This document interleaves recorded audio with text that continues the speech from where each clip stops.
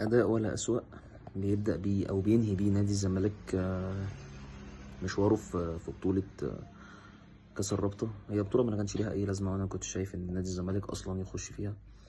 لعيبة ما تفهمش أي حاجة، لعيبة ما بتعرفش حتى تباصي، آه، كمية ميس باص غير طبيعية، فينش صفر، إمكانيات ضعيفة جدا، حالة متدنية جدا. مفيش لعيبة كده، ما شفتش حتى رتم حتى البدني بتاعهم واقع. لعيبه انا ما اعرفش ازاي، يعني اللي جابها واللي نقاها واللي اختارها لنادي الزمالك ازاي يجيبها اصلا. مش عايز اقسو جدا على اللعيبه، بس بصراحه هو ما فيش حاجه شايفها منهم يعني مبشره، وبالمنظر ده احنا حتى مش هنفنش الدوري ولا حتى رابع ولا خامس ولا سادس ولا سابع. بالعكس، ده احنا ممكن ننزل تحت اكتر من كده. ربنا يسترها بس، ونشوف الفتره اللي جايه هيبقى ايه اللي موجود. هنقدر نتأقلم مع الموضوع ده ولا لأ. المفروض بقى نبدأ نجهز من الموسم ده، سواء بقى الناشئين نجربهم، مادام كده كده الدنيا خلاص رايحة بعيدة ومش هنلحق نكمل حاجة في الموسم ده، ومفيش حاجة أصلا هناخدها في الموسم ده. هنبدأ بقى نجهز، نشوف بقى الناشئين اللي عندنا، اللي حتى لو واحد ولا اتنين هيبقوا بالنسبة لنا أحسن بكتير من لما بشتري لعيبة ب22 مليون و23 مليون و20 مليون و15 مليون وما بيجيش يجيب لي حاجة. يعني ما جاي ياخد فلوس بس، هو ده كل اللي بيعمله. لما نشوف بس الأيام اللي جاية. فعلا والله العظيم الزمالك ملوش غير جمهوره، هو جمهور الزمالك بس اللي بيدعمه، هو جمهور الزمالك اللي واقف جنبه دايما، سواء في ال10 سنين اللي فاتوا او دلوقتي او بعدين او في اي وقت كان. لكن شويه اللعيبه عندنا جايه تقبض شويه فلوس وشكرا على كده. حابب بس اقول كلمتين يا جماعه بصوت كده. ما ينفعش اي حد يجي يمسك الفرقه وهو اللي يلعب بيها كمدرب. ما ينفعش، مش اي حد. الاختيار ده بيبقى لازم.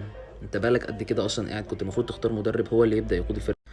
موسم للنسيان بكل المقاييس. لازم من دلوقتي الإدارة تبدأ تفكر هي هتجيب مين هيمشي. أنا مش عايز أقول أسامي، بس كتير قوي لازم يمشوا، تقريبا أكتر من نص الفرقة لازم تمشي.